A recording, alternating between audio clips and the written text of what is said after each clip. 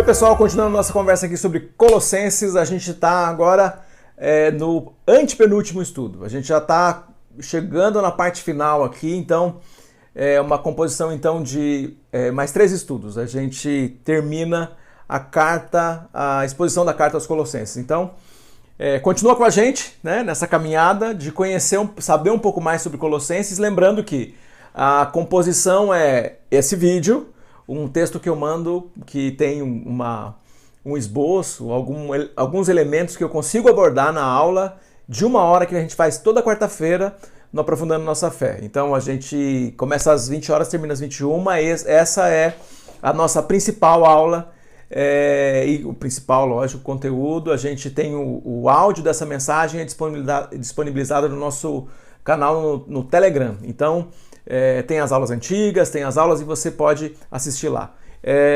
Eu espero que você possa acessar, assistir, participar, né, da nossa sala lá no Zoom. E se você perde alguma, você pode recuperar, né, o que perdeu ouvindo como um áudio. Você pode, no Telegram, pode ouvir em 2 vezes, então você ouve mais rápido. Então, enfim, estou tentando dar várias dicas para você não perder a oportunidade de andar com a gente na Carta aos Colossenses. E o assunto dessa vez aqui é família. O assunto é família. A gente tem a parte final do capítulo 3 e até o versículo 1, né, esse tema, instruções para as pessoas, para aquelas pessoas que querem ter um tipo de família diferenciado, um tipo de família que Cristo é o centro da nossa fé, né, Jesus Cristo está acima de tudo, essa é a referência que a gente tem em Colossenses, e na vida familiar não podia ser diferente. A mesma coisa, elemento decisivo para que você tenha uma família com integridade, uma família que é um lugar seguro, um lugar que é sólido, um lar sólido. Você vai conseguir a partir desse processo onde Cristo também é o centro da família, da vida familiar. E o texto que a gente tem então, começando a partir do versículo 18 de Colossenses, do capítulo 3, né, 3:18 até 4, versículo 1. Essa é a divisão que a gente vai trabalhar nesta quarta-feira. Esposa, sujeite-se cada uma ao seu marido, como é próprio a quem está no Senhor. Maridos, ame cada um a sua esposa, nunca trate com aspereza. Filhos, obedeçam sempre aos seus pais, pois isso agrada ao Senhor. Pais, não irritem seus filhos, para que eles não desanimem. Bom, isso aqui tem a ver com família. Depois a gente vai falar de um outro assunto que está aqui, que ele fala dos escravos. Aí tem uma explicação, mas principalmente falando sobre família, né? A família é um elemento muito importante, né? Confúcio disse que a força de uma nação vem da integridade dos seus lares.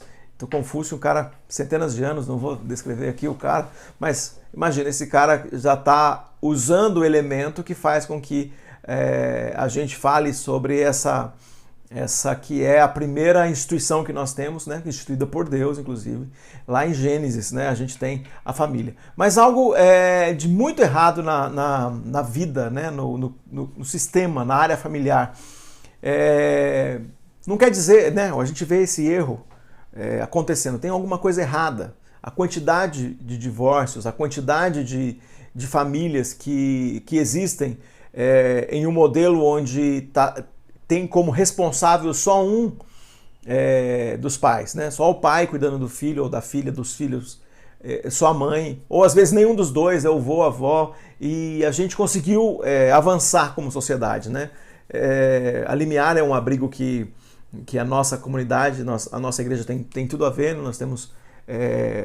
estou envolvido lá e tem gente do nosso conselho que também está. Enfim, o que a gente percebe é que a gente conseguiu avançar como sociedade.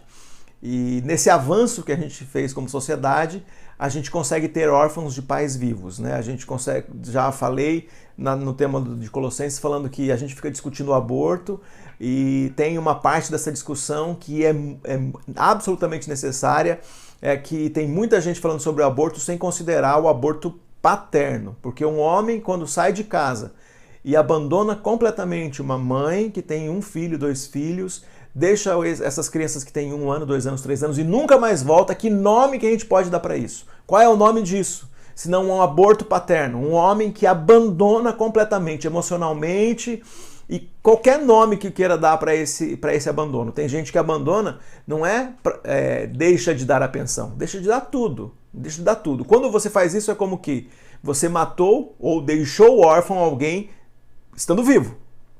E isso é muito comum. Então, quando a gente discute a questão do aborto, a gente não pode nunca deixar de considerar essas questões. Então, a gente vê que a gente tem uma crise na área familiar, a gente vê um problema na área familiar.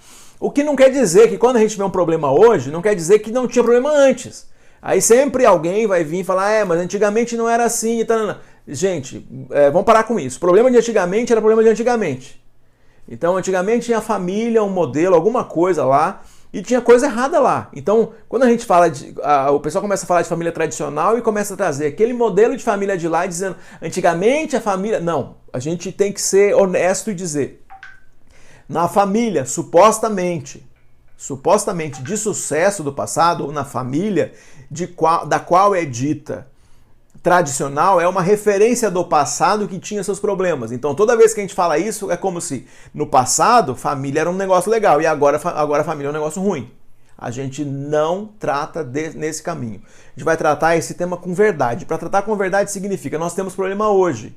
Não quer dizer que no passado não tinha. No passado tinham problemas, talvez outros. Não são os mesmos exatamente.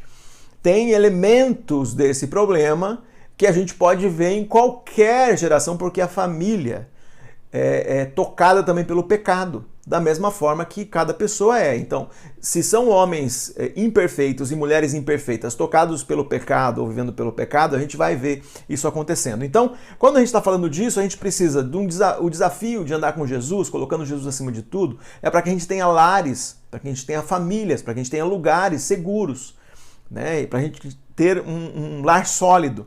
E então a gente precisa então considerar isso. Então, pensando na questão dos homens, quando a gente olha para os homens, a gente coloca, parece que o homem está numa posição que a Bíblia está colocando, o homem que está numa posição de hierarquia opressora. Então, quando você lê aqui como um crítico da palavra, você aceita essa crítica como se estivesse numa hierarquia opressora. Não é isso. Os postos são diferentes. Então, pensar que o homem está numa posição e mulher está em outra, porque são diferentes, têm posições diferentes dentro do relacionamento, dentro da vida familiar. E nessa posição diferente significa que nenhum abandona, nenhum sai de lá. Se o homem exerce uma liderança amorosa, que isso é esperado do homem, inclusive está descrito aqui. Maridos, ame a sua esposa, nunca as trate com aspereza. Então, ainda tem mais uma coisa. Se a gente pegar a carta de Efésios, que também é uma carta que tem exatamente uma leitura semelhante no final dela, semelhante ao que está aqui, no capítulo 5 de Efésios, a gente tem isso. A gente vai ver um outro elemento. Efésios 5:21 diz, sujeite-se um ao outro. Homens e mulheres sujeitam-se a Deus e sujeitam-se um ao outro. Então a gente tem uma relação de sujeição. Tem papel diferente numa relação de sujeição, de troca absoluta. Por isso que a gente bota aliança. Eu tenho uma aliança com a minha esposa, eu tenho uma troca de confiança e eu estou sujeito a ela como ele está sujeito a mim. Então, essa é uma relação e amanhã eu vou tratar dessa questão, dessa crise que existe em submissão, subjugação, escravidão. A gente parece uma relação opressora, né, do homem, e aí a gente tem que lidar com essas críticas o tempo todo, porque a gente tem uma leitura, né, agressiva do texto bíblico, e porque é um texto milenar, tem uma tremenda dificuldade de fazer uma leitura transpondo para os dias de hoje, transpondo para a nossa realidade, mas transpondo de uma forma que o homem ele tenha o seu papel, onde a mulher não tenha dificuldade nenhuma de amá-lo. E esse homem também tenha um papel que faça com que a esposa consiga amá-lo cada vez mais, porque é um homem completamente comprometido com o casamento e com a família. Que mulher não teria dificuldade de amar um homem assim, uma vez que decidiu que vai andar com ele? Que homem terá dificuldade de andar com uma mulher assim, que está completamente comprometida com ele e comprometida com o casamento? Então, é nesse caminho que a gente vai falar amanhã, e tem um elemento para os pais na relação com os filhos. Bom, primeiro que filho tem direito, né? Tem direito, e quem tem direito sempre tem responsabilidade. Os filhos têm isso. Mas os pais, eles entendem, né, que eles exercem autoridade. E na autoridade que exercem, eles têm uma chamada de atenção nessa relação com os filhos. Uma vez que tem autoridade, não tem como você ter autoridade sem ter responsabilidade. Então quem tem direito vai ter responsabilidade. Agora, quem tem autoridade precisa exercê-la com responsabilidade. Pais, não irritem seus filhos. O que acontece? Tem um montão de pai irritando os filhos aí. E a gente precisa mudar essa questão. Então, os pais ficam oscilando entre permissividade e legalismo. Então, deixa tudo ou não deixa nada.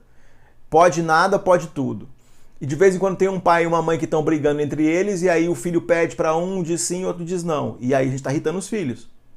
Porque eles colocam o filho, o pai e mãe estão em guerra, o casamento está ruim, e ao invés deles resolverem seus problemas, eles colocam os filhos no meio dessa guerra e ficam autorizando e desautorizando um ao outro. Então um faz uma coisa, o outro desautoriza, o outro diz uma coisa, o outro diz outra. E aí ficam nesse ambiente exposto a estar em um lugar que é inseguro. E isso desanima os filhos e abre espaço para Satanás. Por quê? Porque o diabo fica buscando quem ele possa tragar. Ele é como um leão que ruge. É outro texto bíblico que fala isso. Ele está buscando um espaço para destruir uma pessoa. E se nossos filhos estiverem vulneráveis, ele vai destruir nossos filhos. Então, quando o nosso lar não é um lugar seguro, quando o nosso lar é um lugar opressor, um lugar que cansa, ele não vê a hora de fugir de casa, de encontrar um lugar para ele ficar livre disso.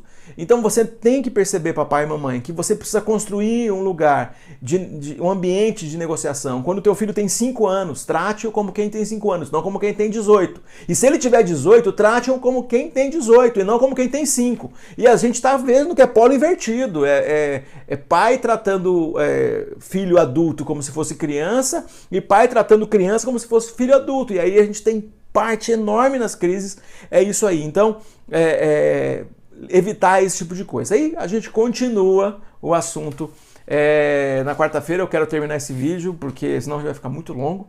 E a gente tem que olhar para isso, né? Ainda tem as questões trabalhistas, que eu vou trabalhar nesse texto, que é a parte final até o versículo 4:1, que fala de escravos, mas a gente poderia aplicar isso às relações trabalhistas, e a gente vai falar disso no nosso encontro dessa quarta-feira, a partir das 20 horas, a gente está junto, das 20 às 21, a gente se encontra lá, eu espero que você possa ir junto. Se você não sabe como acessar, manda uma mensagem para a nossa igreja, vai lá no nosso canal do Instagram, vai lá no link, manda uma mensagem no WhatsApp e a gente vai mandar o acesso para você poder participar com a gente, tá bom? A gente se vê nessa quarta-feira às 20 horas.